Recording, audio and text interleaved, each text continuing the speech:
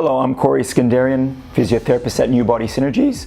I'd like to talk to you today about the hips. Now, we tend to close down our hips when we sit down. Some of us like to cross our legs on either side. Some of us like to sleep in awkward positions, closing the space in front of our hips. We fall victim to pinching feelings in the hips, lower back pain, sacroiliac joint pain around one side, stiffness in our lower backs, all the way up to our necks. And one thing we need to really consider is our hip joints are actually our natural engines aside from our shoulders. We use them to propel us forward in life. So I want to show you a little exercise to help you open up the spaces in your hips so your pelvis sits a lot straighter and you'll be able to get some length through that lumbar thoracic area of your spine. So let's begin.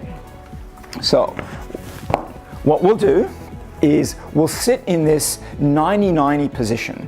Now, this 90-90 position, what we want to make sure we do is the thigh needs to be in line with our chest bone. The back leg needs to be in line with our hip, our pelvis, and the shin needs to be flat on the ground. A lot of us who have any hip problems will find ourselves moving away from the stiff side. So what I have here are two blocks that you can use if you have books or phone books or whatever you like to use to give yourself a little bit of reference and bring the ground closer to you so you can push away and make sure that your spine is straight the whole side. Okay? Here we see our model keeping a nice straight back, so we won't need those props, but I'll elect to use the props just to demonstrate. So we push down, fix our spine nice and long, keep our pelvis nice and tucked under, and then slowly what we do is we start to move our spine as a whole down in towards our front knee.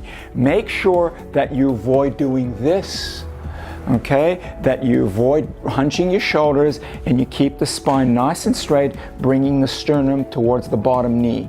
Try to reduce the space in the knee by pushing the outside of the knee down, and you'll feel a lovely gap in the back of the front hip.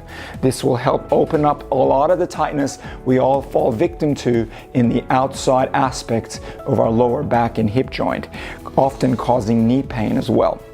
Now, once we hold that stretch for about 10 seconds or so, we can then shift back into the hip that's trailing us. Now, very important not to overextend our spine or push our sternum too far forward. We want to fix onto the ground and move our body as a whole, making sure that the inside of our knee and the inner blade of our shin pushes down and anchors itself onto the floor so we can get a lovely gap through the front of our hips and even feel our deep butt muscles working to stabilize and center the hip joint in its socket. Again, 8 to 10 seconds, or as long as you can feel comfortable, and breathing through the tummy. Don't forget, shoulders down, neck tall, and slowly hold and enjoy that stretch and return back to the starting position. Repeat each side 5 to 6 times so you get a full effect of a warming effect and being able to get that flexibility that you much deserve. Now make sure after about 6 or so repetitions, shift and do the other side to create equilibrium in the body. Thanks for tuning in, and I hope this stretch will become useful for you in the future.